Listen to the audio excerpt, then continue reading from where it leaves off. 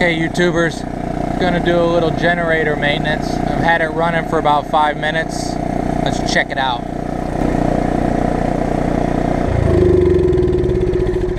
Now this is an Onan 2800, so we're gonna pull the dipstick.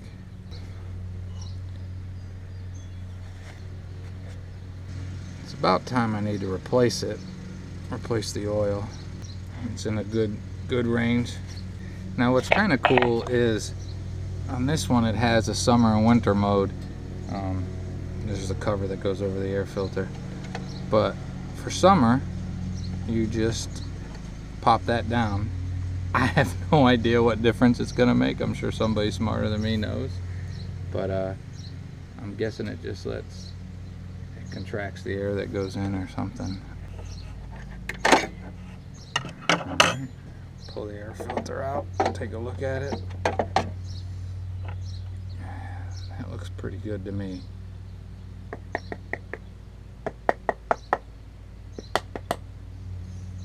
Yeah, that's still good, so we'll put that back in.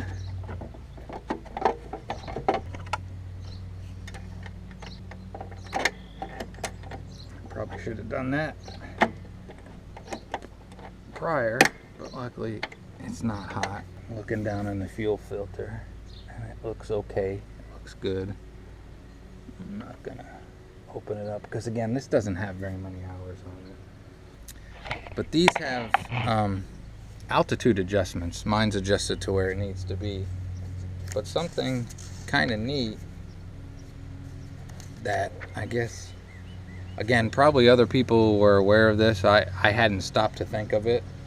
But this is a 2800 watt generator, but it's 2800 watts at 500 feet of elevation and lower. You go up to 2500 feet and it drops about 200 watts of output down to 2600. You get at 5500 feet and it drops it down about 500 down to about 2300 watts of output, and you get above 5500 feet of elevation and you lose about 100 watts for every 1000 feet of elevation on the output. So that's something interesting to know.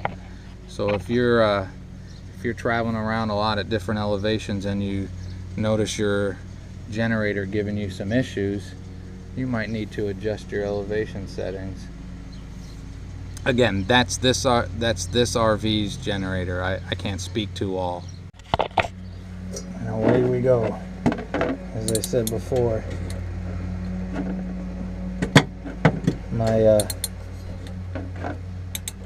real oil pan was left behind in a previous life.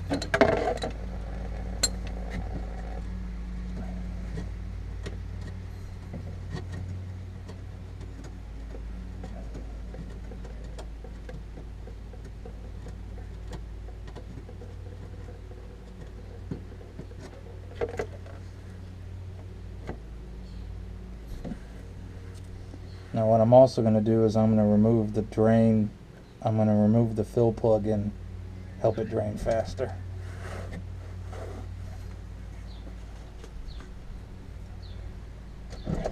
Here we go. I'm going to let that run for a little bit. Okay, now I'm going to get back under and put the oil drain plug back in. This probably would have been a little easier to do on a little bit more level ground, but you do what you got to do. And it would be easier if you could really get under it because there's not a lot of ground clearance here. So the old oil is in there, and I'll just take that back to AutoZone and dispose of it there. Everything's checked, cleaned where it's supposed to be. The drain plug is back in. I don't have a torque wrench. Okay, YouTubers, we're back, and it's time to add oil. And we could open this up to all kinds of debate. And I'm going to use actually single grade SAE 30. SAE 30 is good for freezing and above freezing, and no limit on how hot it's going to be. And I'm thinking I might be in some warmer climates for a while. A lot of people will use 1540, which is a good oil, and that's rated for 10 to 100. And I'm just planning on being in warm weather for a while and probably giving this generator more use than it's had, which will require another oil change. I think SAE 30 is going to work well for me. You can use 1030, 1040, whatever you want to use, whatever your manual says will work in your RV. It's kind of a personal preference and everybody has a different opinion. Again, easy to open up an argument on which each person thinks is the best oil to use. Each of them have pros and cons. As long as your manual says that it'll work, if you figure out what you think is the best for how you're going to be running your generator, that's probably the best oil for you to choose. So let's get going.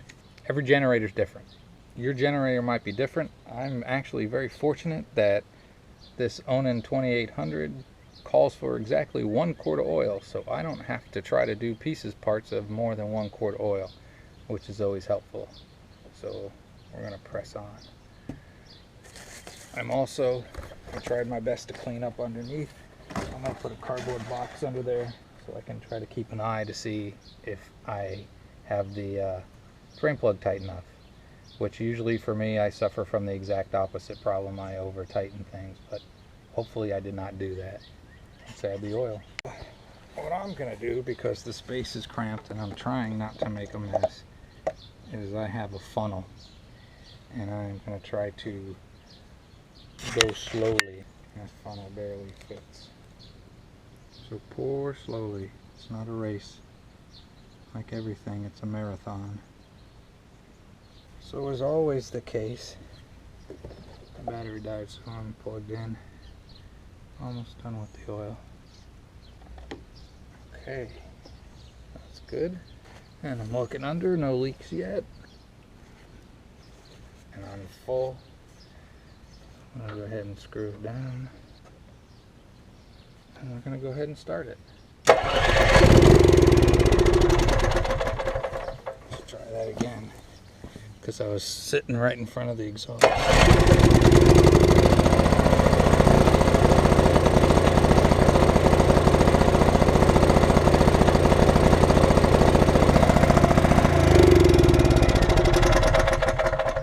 Okay, we're gonna shut that off. Run a little rough. Start it again. I'll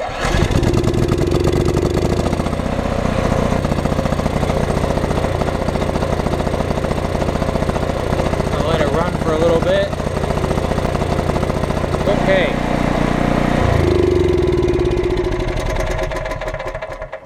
Okay, if you noticed, it was running a little bit rough there. That was because I didn't have the filter end tight all the way. As soon as I fixed that, it started running better. Check the dipstick real quick, and it is full. So I'm going to start it up again, put a little load on it.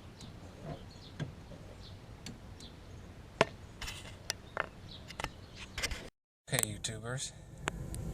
A hilarious thing happened on my maintenance to my generator. As we all know, once you get below 1/4 of a tank, your generator won't run because they don't want you to run yourself out of gas.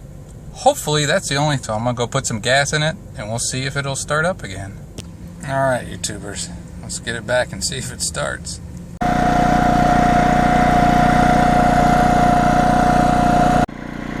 How friggin' weird is that? What are the chances of just going below 1/4 of a tank after I change the oil and it won't start? Pretty friggin' wild, huh? It's running nice now. I put a load on it. Hear it catching up to the air conditioner. I got the AC running on medium. I just made a slight adjustment to my altitude thing because I was fiddling with it and it settled back down when I got it to where it wanted to be. It's running well now. Hopefully you can hear me over the generator, but I learned a couple things that I want to remind myself for next time. There's no cap covering my drain plug, so I don't need any special screws or anything like that to get that out.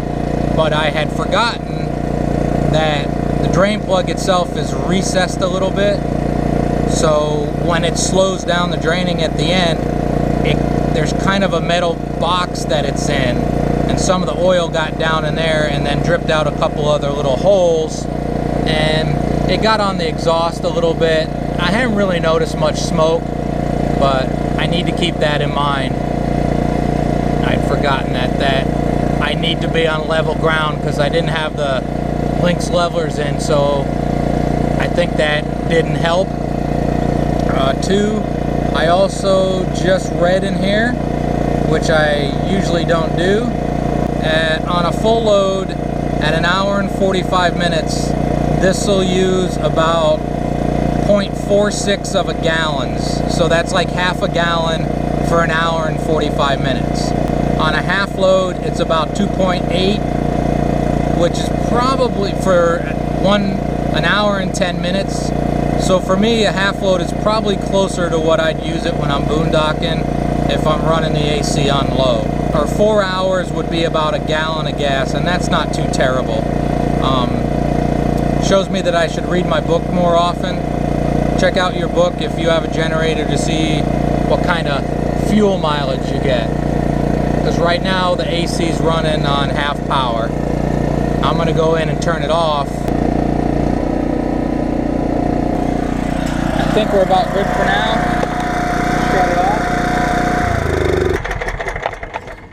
Shut off and check the dipstick. Check one last time before we call this project done. And that looks full. Good. We're good now. Alright, YouTubers, have a great and wonderful day.